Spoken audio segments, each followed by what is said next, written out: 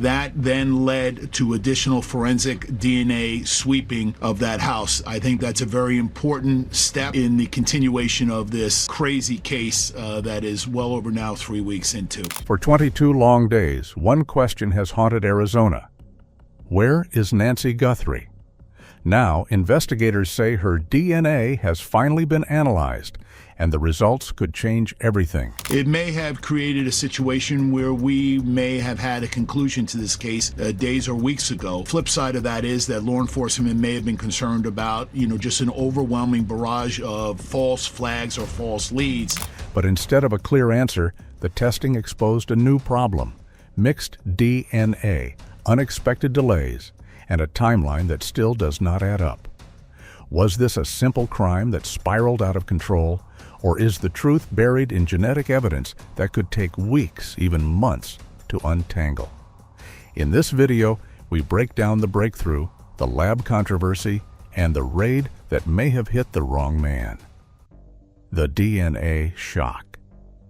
For weeks, the most promising piece of evidence in the disappearance of Nancy Guthrie was something invisible. It wasn't a weapon. It wasn't a witness. It was genetic material found inside her own home. Investigators said they recovered DNA that does not belong to Nancy Guthrie or people known to have been in close contact with her, but they have not disclosed where on the property it was found. That detail alone changed the direction of the case. If it wasn't family and it wasn't her, then someone else had been inside. Early in the investigation, the sheriff made a decision that raised eyebrows. Instead of sending the evidence to the FBI's lab in Quantico, he chose a private lab in Florida.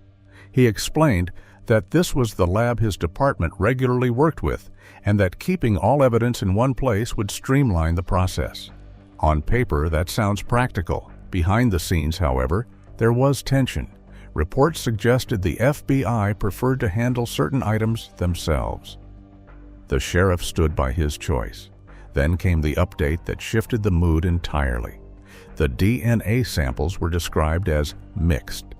That single word carries enormous weight in forensic science. Mixed DNA means that more than one person's genetic material is present in the same sample. It means analysts must separate overlapping profiles before they can identify anyone. And that process is not simple. It requires careful interpretation, advanced software, and sometimes months of work.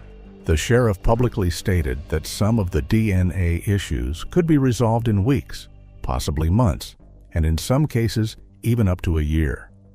That timeline stunned many observers. In high-profile cases, people expect quick answers, but mixed DNA complicates everything. When multiple profiles are layered together, isolating a clear contributor can feel like trying to separate two voices speaking at the same time. There is another layer to this.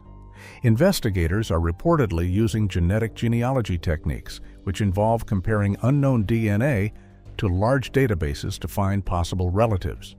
This method has solved cold cases before, but if the DNA is heavily mixed or degraded, the process becomes far more difficult. A complex mixture can delay genealogical matching and make it harder to build a clean family tree. So what does this really mean? It means the most powerful evidence in the case is also the most fragile. It means investigators may have a clue that is incredibly valuable, but only if they can untangle it correctly. And it raises a critical possibility that no one can ignore.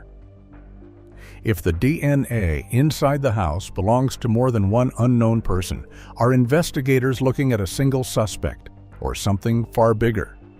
The man in Rio Rico. Just when the public began demanding progress, law enforcement activity exploded nearly an hour away from Nancy Guthrie's home. In Rio Rico, near the Mexico border, a dramatic SWAT operation unfolded. A man named Carlos Palazuelos was pulled over by marked police vehicles.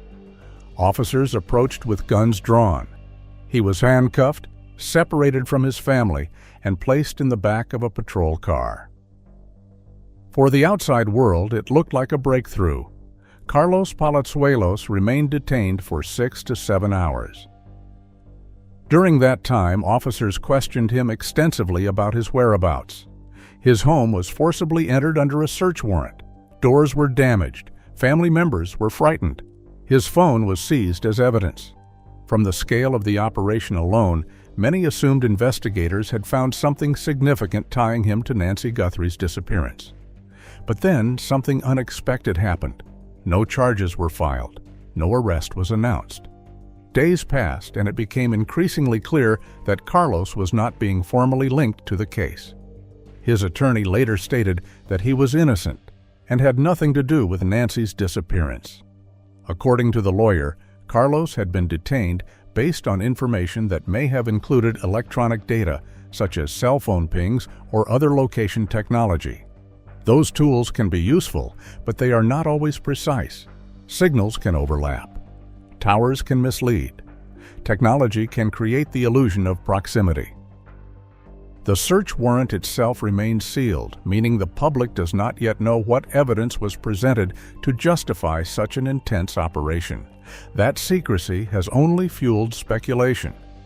Was there a tip? A camera match? A mistaken identity? Or was it simply pressure to move quickly in a high-profile case? The human cost, however, was immediate. In a small border community, reputations matter. Carlos and his family suddenly found themselves under a cloud of suspicion. According to his attorney, he struggled with work opportunities and faced unwanted attention. Even without charges, the public nature of the raid left a mark. This episode matters for another reason. It reveals the tension investigators face when forensic evidence stalls. With mixed DNA slowing progress and no clear suspect publicly identified, the pressure to act grows. Law enforcement must chase leads. But when leads collapse, trust can erode. The sheriff later stated there are currently no specific suspect names being pursued. That statement contrasts sharply with reports that agents had previously circulated lists of names and photos to local businesses. So which is it? A focused investigation narrowing in, or a wide net cast in uncertainty? One thing is clear: the Rio Rico raid did not solve the case. Instead, it exposed just how fragile the investigative trail may be.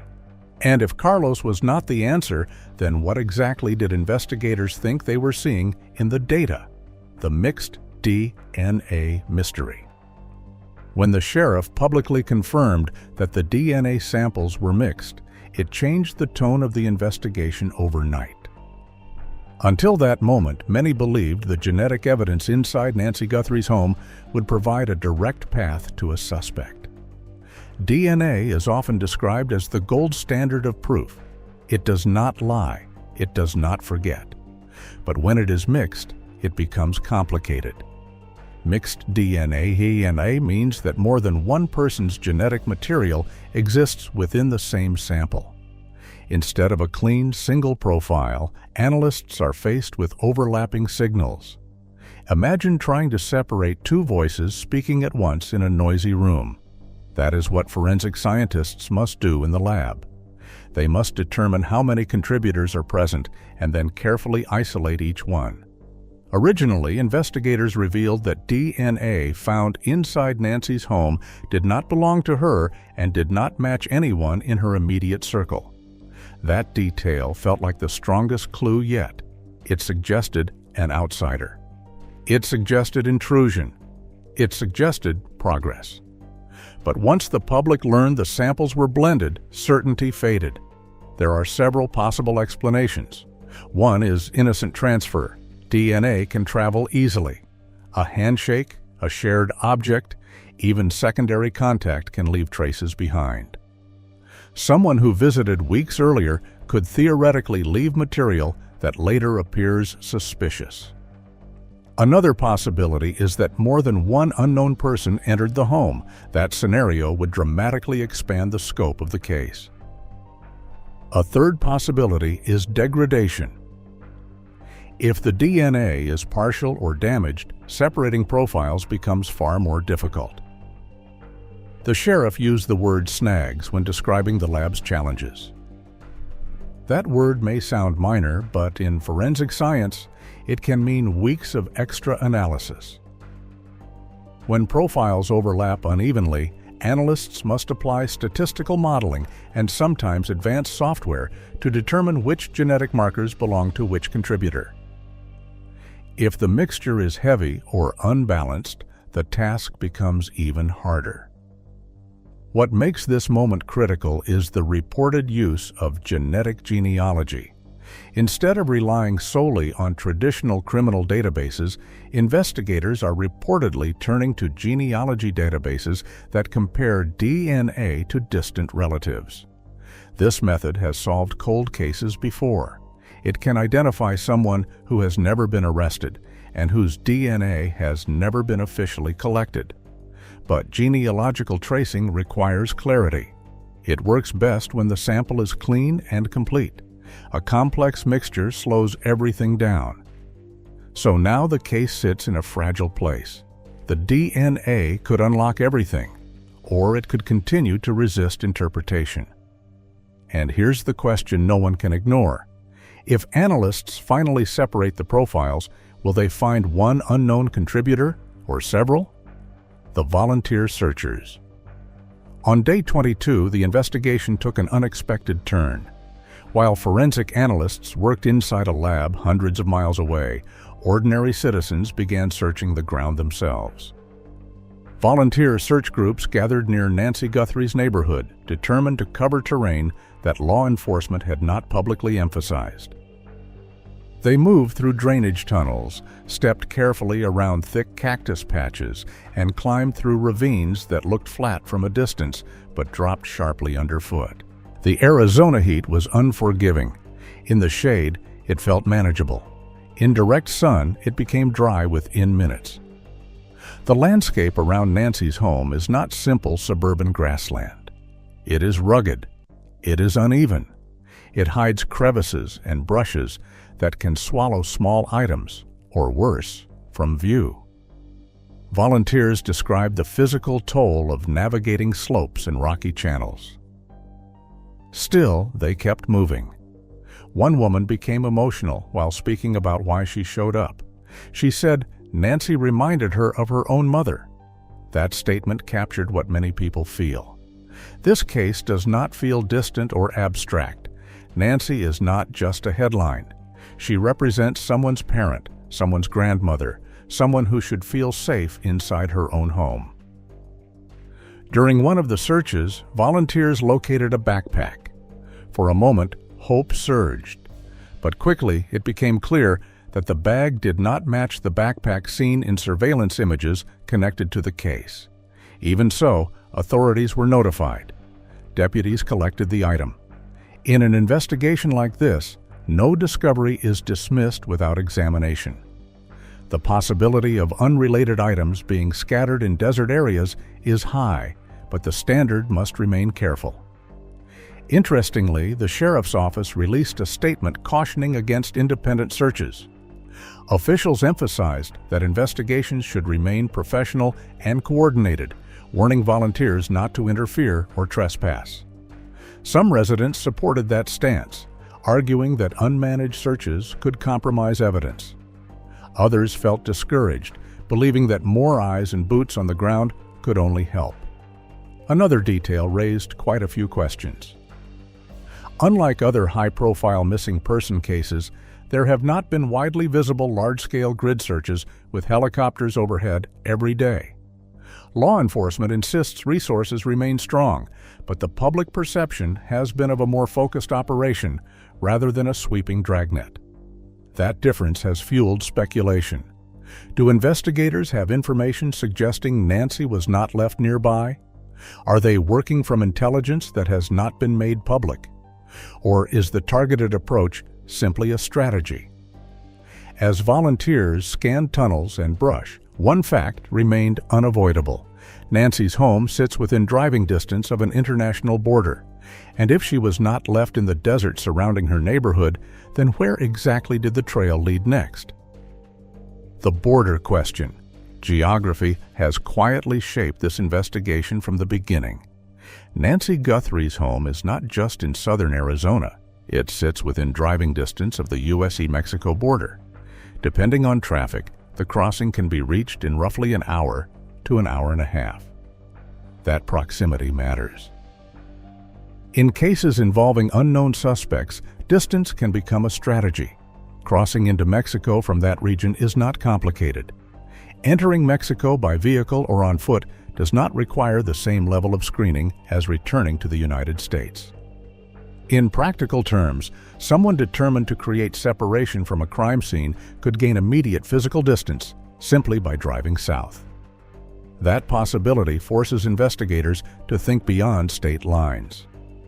Authorities have confirmed that federal agencies contacted Mexican officials early in the investigation. According to public statements, there is currently no evidence suggesting Nancy is in Mexico. Still, law enforcement cannot ignore how accessible the border is. The FBI's early coordination indicates they at least considered the scenario seriously. Another factor often raised is cartel activity in southern Arizona. The region has seen organized criminal operations and cross-border trafficking. However, local officials have repeatedly stated that Nancy's case does not show typical signs of cartel involvement. Those operations are usually fast, financially motivated, and highly structured. An 84-year-old woman does not fit that pattern. There has been no ransom demand, no communication, and no known financial motive consistent with organized criminal groups. But proximity alone keeps the border in play. If an unknown suspect had access to a vehicle and knowledge of the area, the option to cross quickly would exist. In cases where time is critical, even a short window can allow someone to disappear across jurisdictions, complicating coordination and legal processes. There is also the psychological element. The idea of the border introduces uncertainty. It stretches the search radius far beyond Tucson's desert terrain.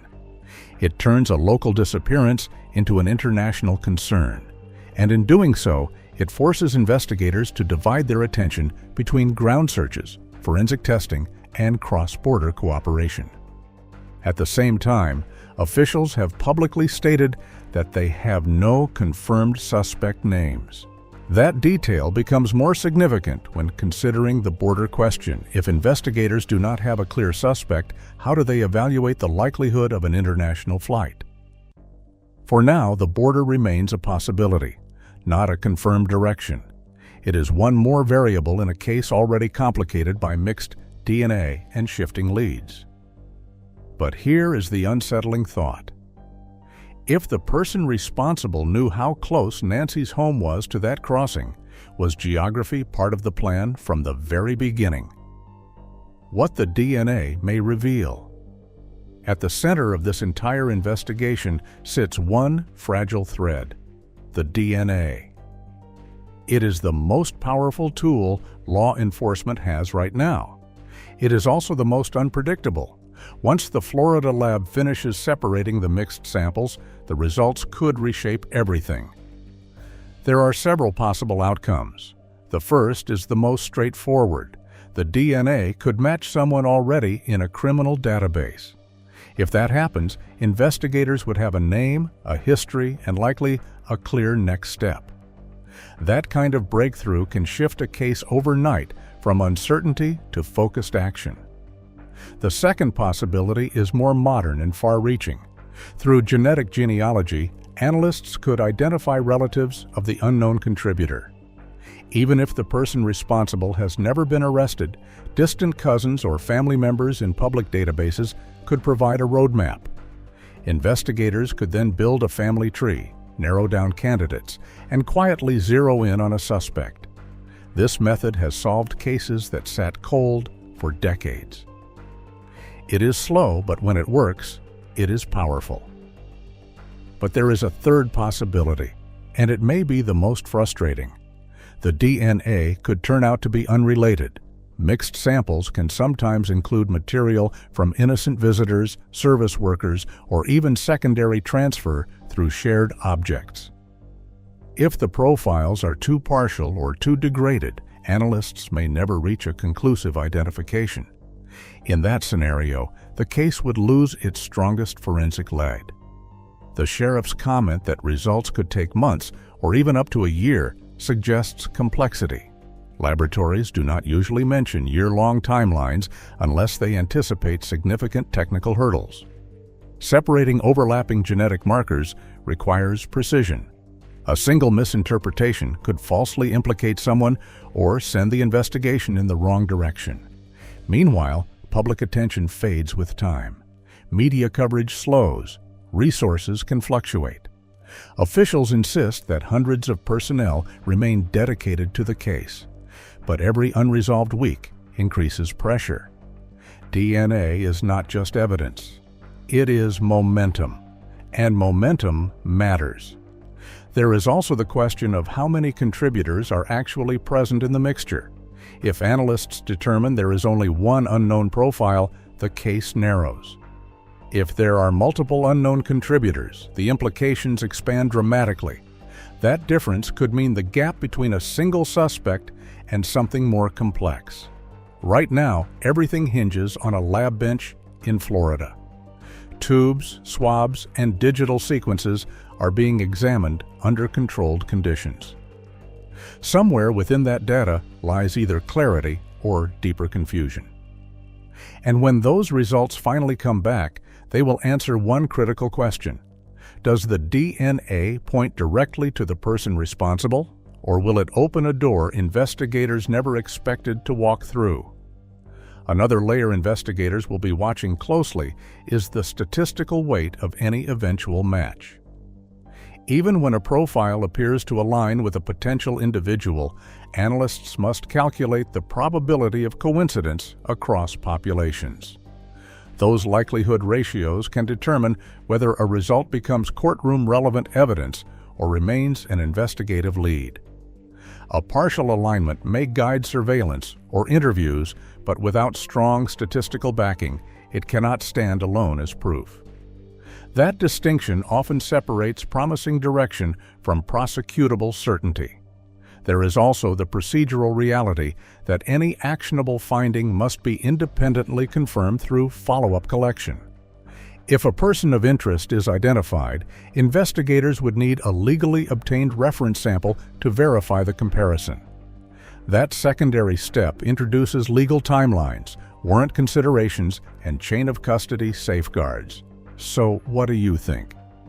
Will the mixed DNA finally reveal the person responsible, or will it complicate the case even further? Drop your thoughts in the comments below. If you want updates as this story develops, make sure to like, subscribe, and watch the next video on your screen. We'll continue breaking down every development until Nancy Guthrie is found and the truth finally comes to light.